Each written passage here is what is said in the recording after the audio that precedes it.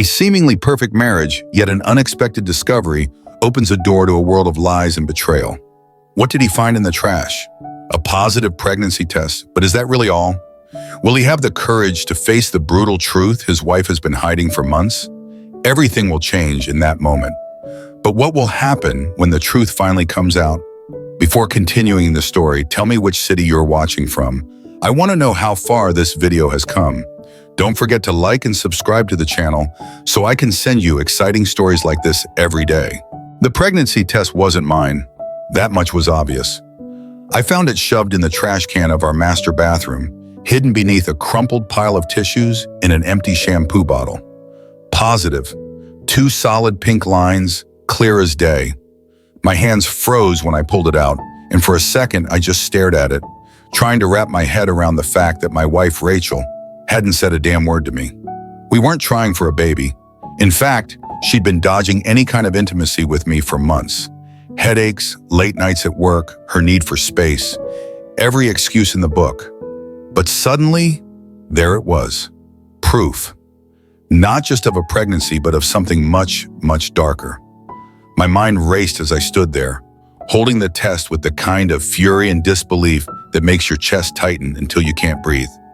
I knew Rachel well enough to know she didn't make mistakes. She was calculating, always 3 steps ahead, and if she'd let this slip, it was because she never thought I'd find it. Or maybe she was just arrogant enough to think I wouldn't put the pieces together.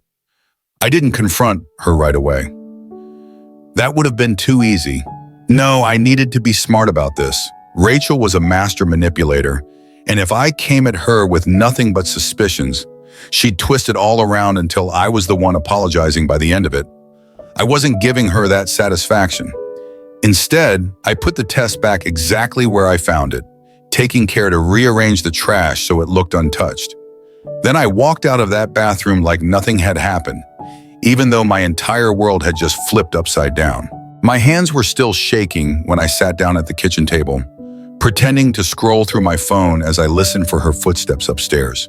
When she finally came down, hair damp from the shower, she didn't even glance at me, just poured herself a coffee and started scrolling through Instagram like she didn't have a care in the world.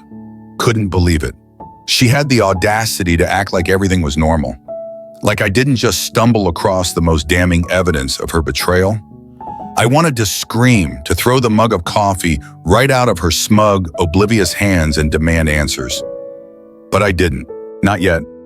Instead, I smiled at her, calm as a saint, and said, "You look like you slept well. Long day at work today?" Rachel glanced up briefly, her expression unreadable, then shrugged. Same old, meetings, deadlines, the usual. The casual way she said it made my stomach churn. She wasn't just lying, she was good at it. Effortless. But if she thought I was just some oblivious husband who'd let her get away with whatever she was doing, she had another thing coming. I was going to figure out exactly what she was hiding, and when I did, she'd regret ever underestimating me. That night, I couldn't sleep. Not because I was restless or second-guessing myself, but because my brain was in overdrive. Rachel was playing a game, and I needed to learn the rules if I was going to beat her. I lay there, listening to her soft, even breathing as she slept beside me, completely unaware of the storm she'd unleashed. I wanted to believe there was some innocent explanation for the pregnancy test, but deep down I already knew better. By morning, I had a plan. I decided to start small. Observe her, look for inconsistencies, let her think she was in control. People like Rachel get careless when they think they've already won. I just had to be patient. At breakfast, she acted like nothing was wrong. She even kissed me on the cheek, which felt like an insult now. A sick little performance meant to keep up appearances.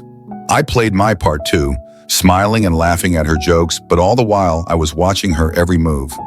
I noticed the way she clutched her phone, like it was glued to her hand. Normally she'd leave it on the counter or the coffee table, but not today. She even took it with her to the bathroom, which was strange considering how long she'd stay in there. 15, 20 minutes sometimes. "Everything okay?" I asked casually as she came out of the bathroom for the 3rd time that morning. "You've been in there a lot lately." Rachel froze for half a second, just long enough to register the question, then recovered with a quick laugh. "Yeah, just some stomach issues. Probably that sushi we had the other night." That it was a lie. We hadn't eaten sushi in weeks. I smiled and nodded, pretending to buy it. But inside, my resolve hardened. If she was lying about something as small as that, what else was she lying about? Later that day, while she was at work, I decided to dig deeper. I'd never been the type to snoop, but this was different. This wasn't paranoia, this was self-preservation. I started with the trash, going through every piece of it, even though I hated myself for doing it. Sure enough, I found another clue. A crumpled receipt from a boutique in the next town over. It was dated 2 days ago and listed items I'd never seen in our house. Luxury candles, silk lingerie, and a men's cologne. My heart was pounding as I stared at the receipt. She hadn't bought those things for me. That much was obvious. But for who and why? I felt like I was in a bad movie, piecing together clues in real time. The pregnancy test, the unexplained purchases, the constant late nights at work. It was all adding up to something I didn't want to admit out loud just yet. That evening, I tested her again. We were sitting on the couch watching some mindless reality show when I casually asked, "So, who's the cologne for?" Rachel's head snapped toward me, her expression a mix of confusion and panic. "What are you talking about?" I held up the receipt, watching her face carefully. "This from Tuesday. I didn't realize you'd gone shopping." For a split second, her mask slipped, her eyes widened, and her mouth opened like she was about to say something, but then she recovered. She laughed like I just told a stupid joke. "Oh, that's for my boss. His birthday's coming up, and the team pitched in for a gift." I didn't think it was a big deal, so I didn't mention it. It was a good lie, quick, believable, and just vague enough to discourage follow-up questions. But it wasn't good enough. Not this time. "Oh, nice of you to take the lead on that," I said, smiling like I believed her. "I'm sure he'll love it." Rachel relaxed, sinking back into the couch with a relieved sigh. She had no idea I was on to her, that I was already 2 steps ahead. This wasn't just about catching her anymore. This was about making sure that when the truth came out, she couldn't wriggle her way out of it. The next step in my plan was to confirm what my instincts were screaming at me. Rachel had secrets, and I was done giving her the benefit of the doubt. If she wanted to play games, she'd soon learn I wasn't the clueless husband she thought I was. The following morning, after she left for work, I did something I never thought I'd do. I followed her. It wasn't a random decision. Her late nights at the office had been too frequent, too convenient, and I wanted to see for myself where she was really going. I waited down the street, parked behind an old pickup truck where she couldn't see me. First, everything seemed normal. She pulled out of the driveway in her sleek white SUV, coffee in hand, looking every bit the polished professional. I stayed a safe distance behind, following her route downtown, expecting her to head to her office like she always said she did. But she didn't. Instead, Rachel took an unexpected turn, one that led her straight to a quaint little cafe on the edge of town. My pulse quickened as I parked a block away, far enough not to be noticed, but close enough to watch her every move. She stepped out of the car, wearing an outfit far too nice for work, a fitted dress I hadn't seen before, paired with heels that clicked sharply against the pavement. My stomach churned as I realized this wasn't just a coffee run.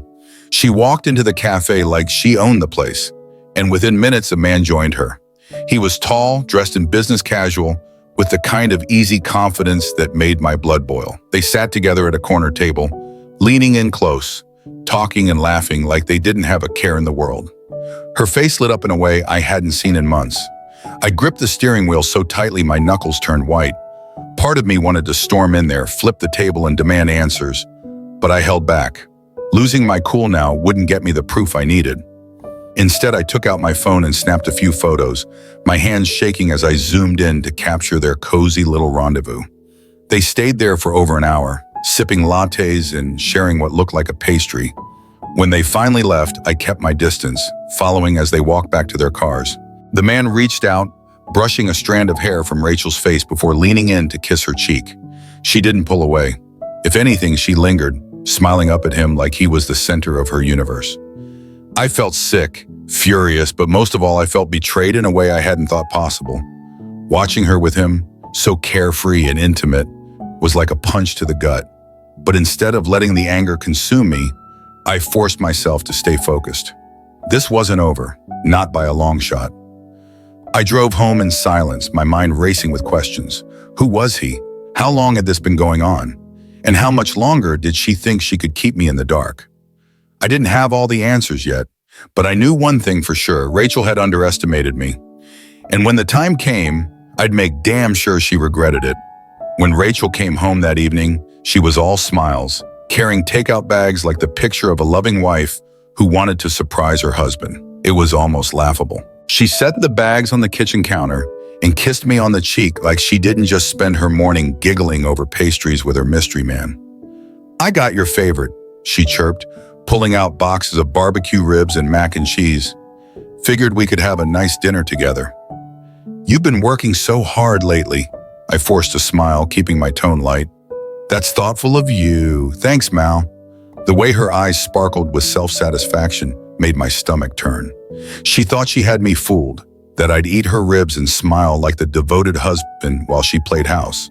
But tonight, I wasn't just pretending to be clueless. I was setting the stage.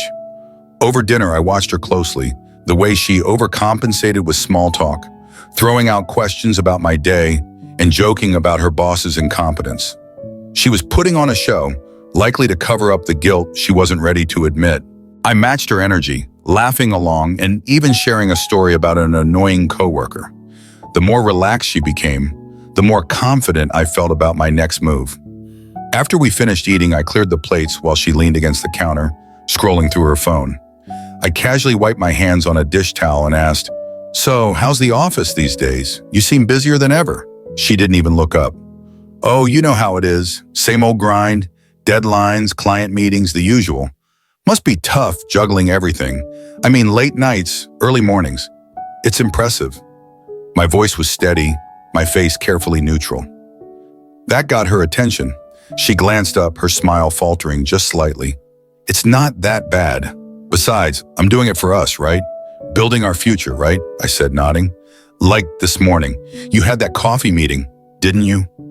Rachel froze just for a split second, but it was enough to confirm everything I already knew. Her grip on the phone tightened, and she quickly masked her reaction with a laugh. "Oh yeah, just some networking thing. Nothing exciting." I leaned against the counter, folding my arms. "That's interesting. You never mentioned it before." "Networking sounds cozy." Her eyes narrowed slightly, her smile thinning. "David, what's with the third degree? It was just a work thing. Why are you making it sound weird?" "Not at all," I said, raising my hands in mock surrender. "Just curious, that's all." She watched me carefully, clearly trying to gauge whether I was on to her. After a tense moment, she shrugged and turned her attention back to her phone, muttering something about me being paranoid lately.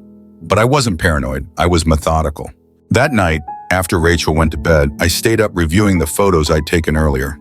Each one was a dagger, cutting through any lingering hope I had that this was all some misunderstanding.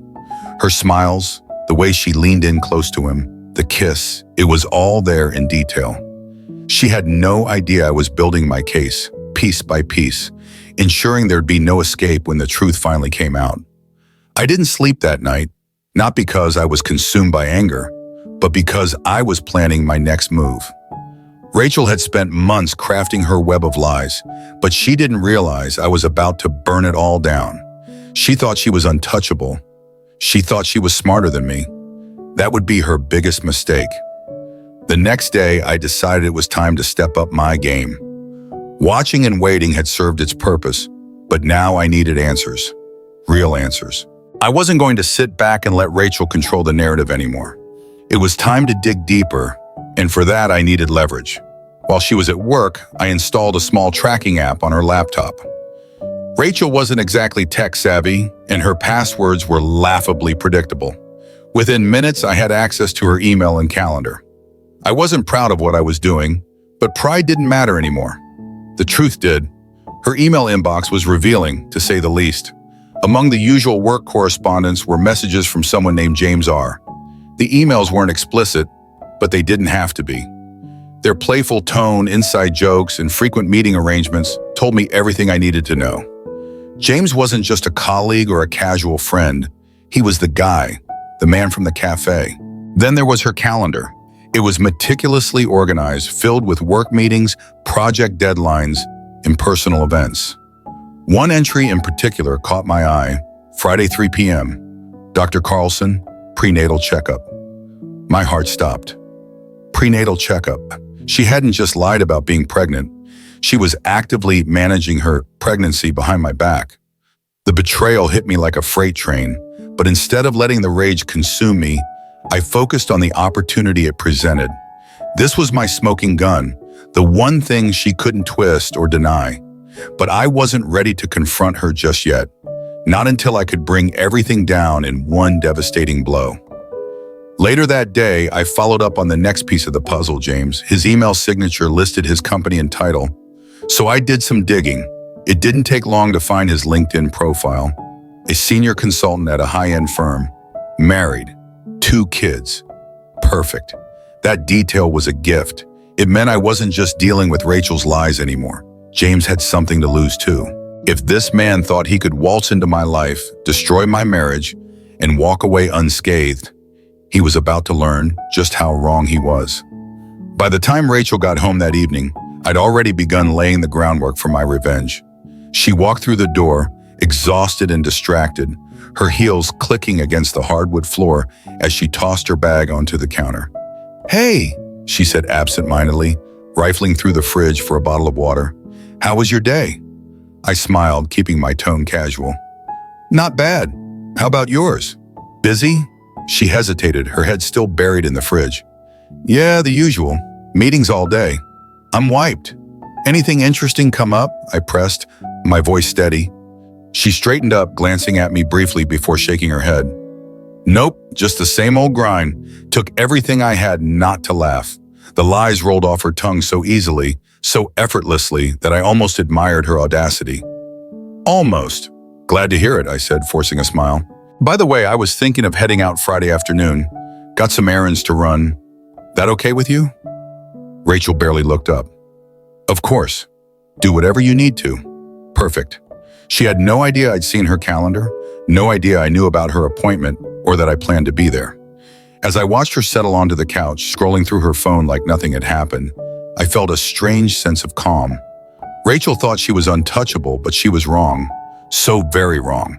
This wasn't just about exposing her anymore. It was about making sure she never forgot what happens when you betray someone who trusted you. Friday arrived and I was ready. Rachel left the house in the morning as usual, dressed for work, with her laptop bag slung over her shoulder. She kissed me goodbye like everything was fine, like she wasn't hiding an entire double life from me. I smiled back, waved her off, and then got to work.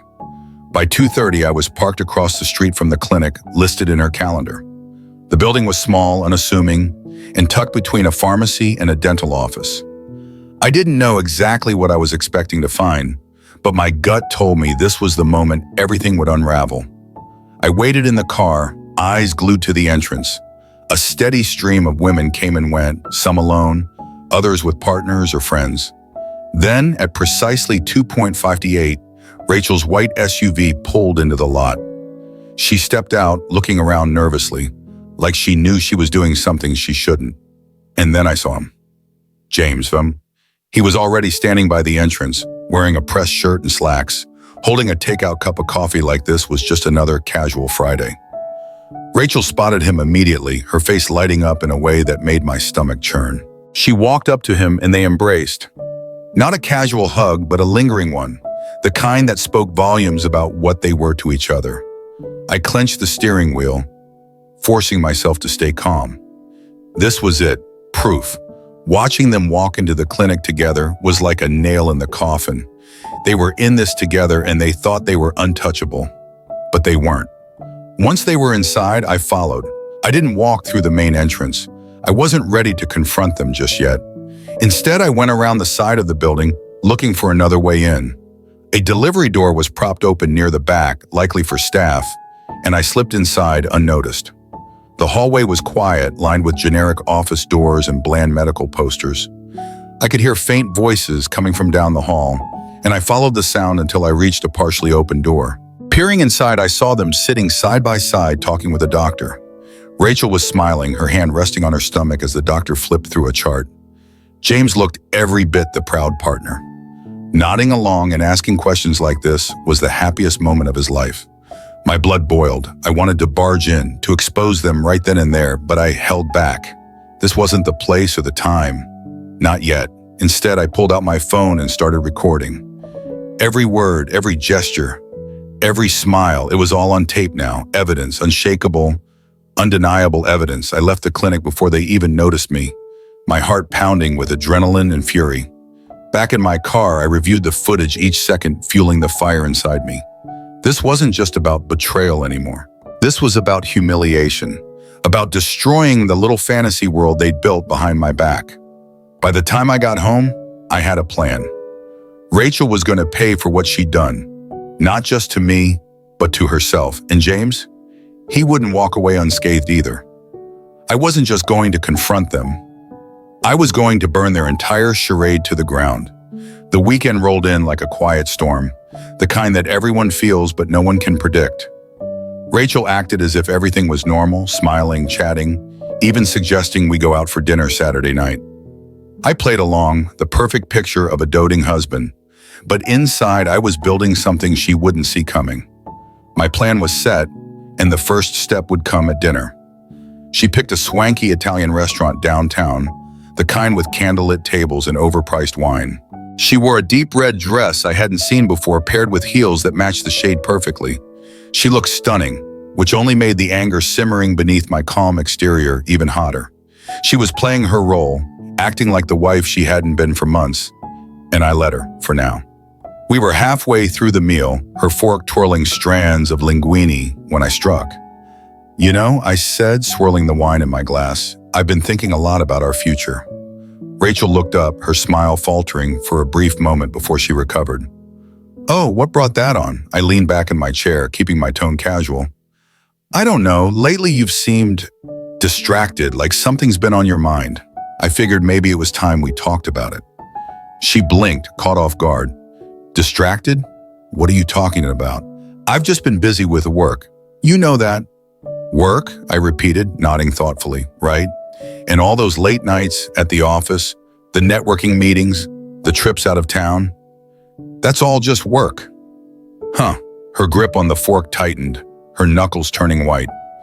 "David, I don't know what you're trying to say, but it's starting to sound like you don't trust me." "Oh, I trust you, Rachel," I said, leaning forward now, my voice dropping to a low, measured tone. "I trust you to always look out for yourself, to cover your tracks, to think you're smarter than everyone else in the room. But here's the thing, I'm not as stupid as you think I am." Her face froze, the color draining as I reached into my pocket and pulled out my phone. I didn't even need to unlock it. The thumbnail of the video from the clinic was enough. I held it up, letting her get a good look, watching her world crumble in real time. "What the hell is that?" she hissed, her voice low but venomous. "Oh, you know what it is," I said, my tone almost mocking. "I followed you, Rachel. I saw everything. The clinic, James, the little prenatal pep talk with the doctor. You've been busy, haven't you?" Her eyes darted around the restaurant, panic creeping into her features. "Keep your voice down," she whispered, her tone sharp. "You don't know what you're talking about, don't I?" I leaned in closer, my voice barely above a whisper now. "Let me guess, you were planning to pin the baby on me, right? Play happy family while sneaking off with James whenever you felt like it? Or was he going to stay in the shadows? The little secret you thought I'd never figure out." She opened her mouth to respond, but nothing came out. For the first time in months, Rachel looked powerless, and it was intoxicating. "Here's the deal," I continued, my voice calm but laced with steel. "I've got everything I need. Photos, videos, emails, you name it. So you've got two options. One, you come clean right here, right now, and we figure out what happens next. Or two, I walk out of this restaurant and send all of this to James's wife." "What's it going to be?" Her face twisted into something between fury and fear, her mask slipping entirely.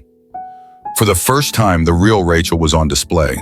Not the polished, charming version she showed the world, but the cold, calculating liar who thought she could control everything. "You wouldn't dare," she hissed, her voice low and venomous. I leaned back, smiling. "Try me." Rachel sat there, frozen, her perfectly curated composure unraveling in front of me. The glow of the candlelight seemed to flicker against her now pale face. Her red lipstick suddenly smudged as if the pressure of the moment had physically weighed on her. She opened her mouth, closed it, then glanced around the restaurant like she was searching for an escape route. But there was none. Not this time. "You don't know what you're doing, David," she finally whispered, her voice sharp and biting.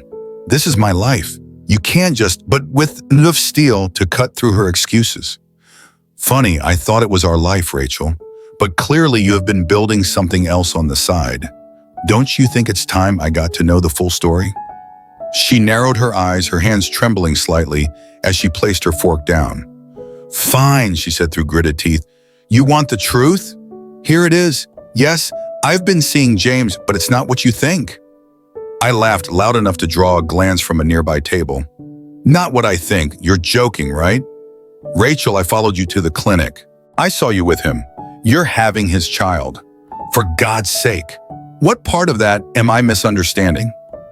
Her expression darkened, the panic in her eyes replaced with something colder.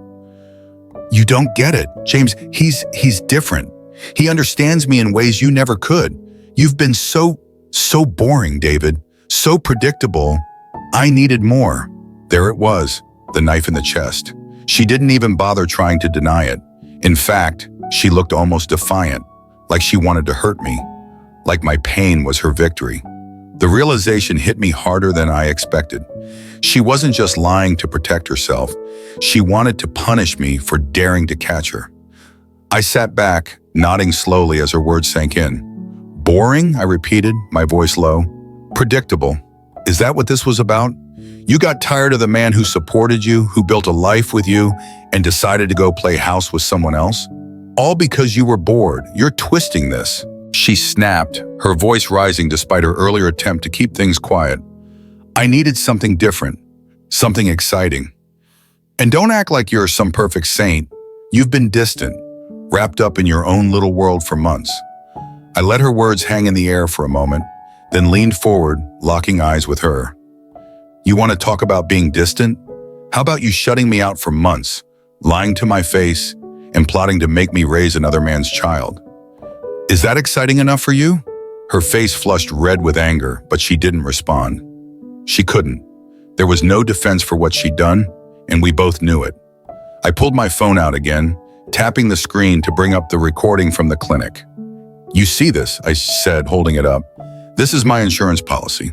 This goes straight to James's wife if you try to twist this conversation or lie to me again. And trust me, I'll hit send without a second thought." Rachel's defiance cracked, her bravado crumbling as the reality of the situation set in. "You wouldn't," she whispered, but her voice wavered. "Try me," I said, my tone icy. "You thought you could play me, Rachel. You thought I'd never figure it out. But here we are. So here's what's going to happen. You're going to tell me everything. Everything. And then you're going to start thinking about how to make this right. If you don't, James's life explodes. Your reputation burns to the ground, and this fairy tale of yours ends in flames. Your move." She stared at me, her eyes wide and full of fear, her hands gripping the edge of the table like she was trying to keep herself from falling apart. For the first time in months, Rachel was speechless. I stood up, sliding my phone back into my pocket. "Take your time, Rachel, but don't take too long. You're on borrowed time now, and I'm not feeling particularly generous." Without waiting for her to respond, I walked out of the restaurant, leaving her sitting there in stunned silence. The cold night air hit my face as I stepped outside, and for the first time in months, I felt like I was in control. Rachel had played her cards, and now it was my turn. When I got home, I didn't wait for Rachel. I poured myself a drink, sat down at the kitchen table, and started writing out the final steps of my plan. She thought the dinner confrontation was the climax, but she had no idea what was coming next. The lies she told, the betrayal she orchestrated, and the arrogance she flaunted. It was all going to collapse around her. By the time she came through the door, her heels clicking against the hardwood, I was ready. She hesitated when she saw me, still sitting at the table, calm and collected with my drink in hand. Her mask was back on, fake composure, the practiced smile of someone who thought they still had a chance to salvage control. "You walked out on me," she said, her voice sharp as she set her purse on the counter. "That was humiliating, David." "Good," I said simply, taking a slow sip. "Get used to it." Her jaw clenched. Are we really doing this? You've made your point. Yes, I made a mistake, but I'm still your wife. We can fix this. I laughed, a cold, bitter sound that made her flinch. Fix this? Rachel, this isn't a broken vase. You didn't make a mistake. You lied, you cheated, and you tried to trap me into raising another man's child. There's no fixing this. She crossed her arms, her eyes narrowing. Fine. You want to end things? Go ahead. But let's not pretend you're some innocent victim here. You've been distant for months, David. You shut me out. You stopped trying. Maybe if you'd paid more attention, none of this would have happened. There it was again, the deflection, the gaslighting, the shameless attempt to make her betrayal my fault.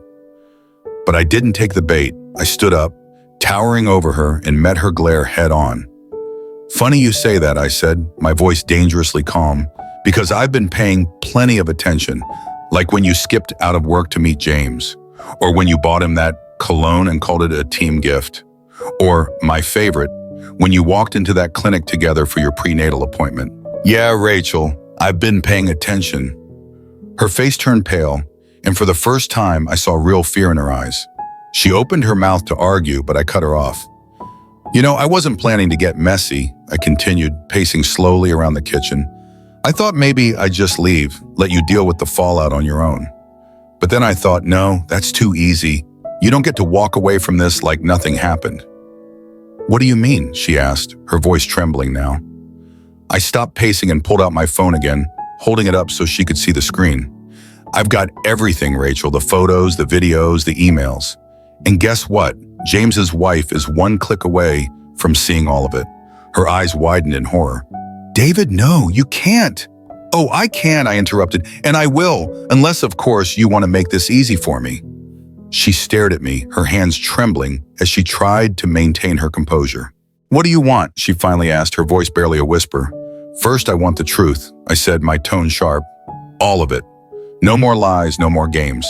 And second, I want you out. Pack your things, move in with James or wherever the hell you want to go. But you're done here. This is my house, and I'm not sharing it with you for one more second. She shook her head, tears welling in her eyes.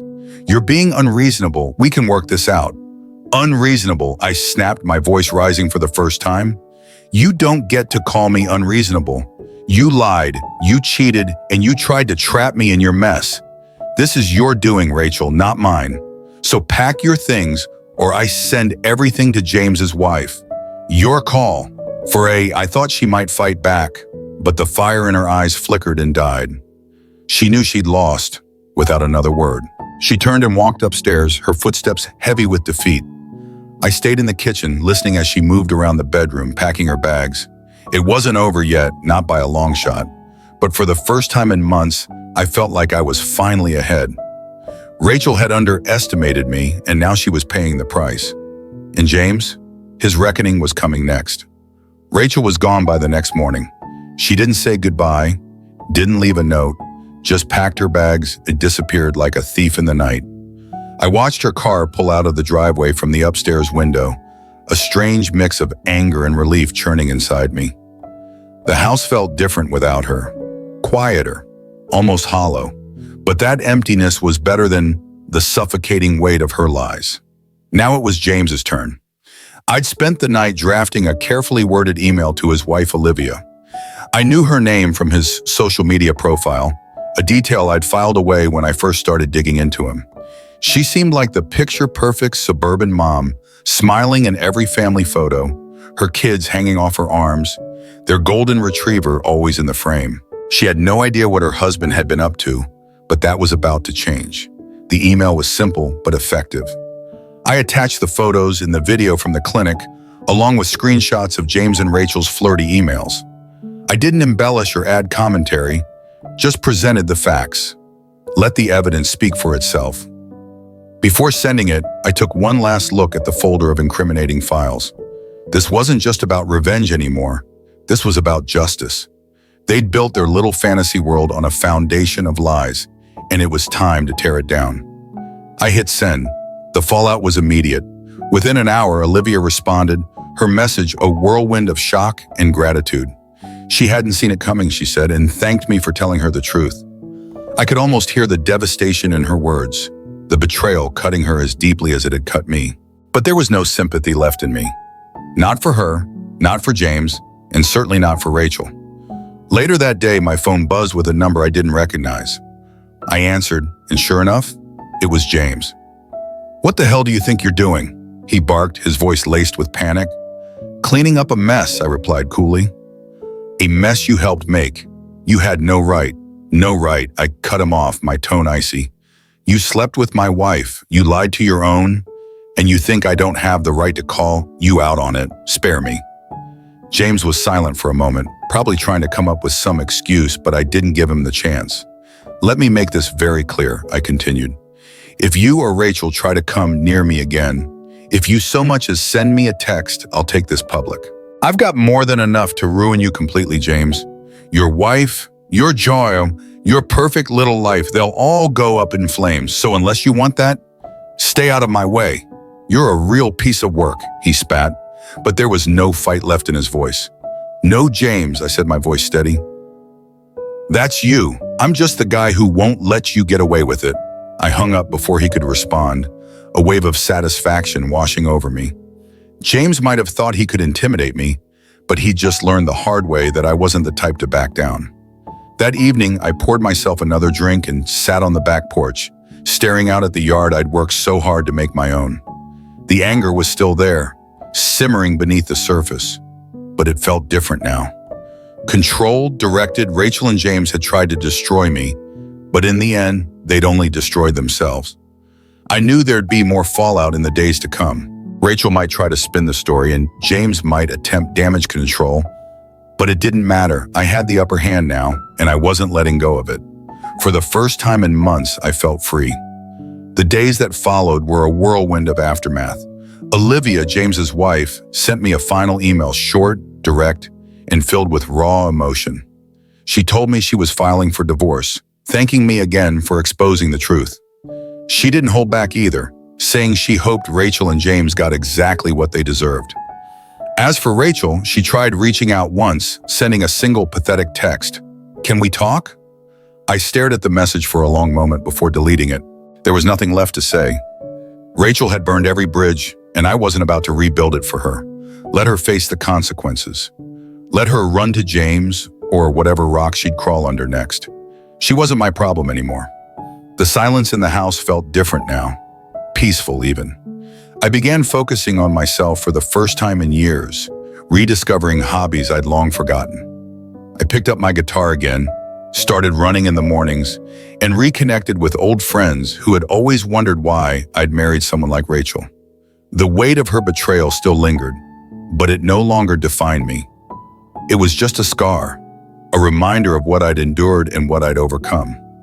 One afternoon, while organizing my office, I came across an old photo of Rachel and me from the early days of our marriage. We were smiling, carefree, wrapped up in a version of love that felt a million miles away now. I stared at it for a long moment and then tossed it into the shredder. That chapter of my life was over. I wasn't the same person anymore, and I had no intention of looking back. As for Rachel and James, I heard through mutual acquaintances that their relationship didn't last. Whatever spark they thought they had fizzled out under the weight of guilt, shame, and the destruction they'd caused.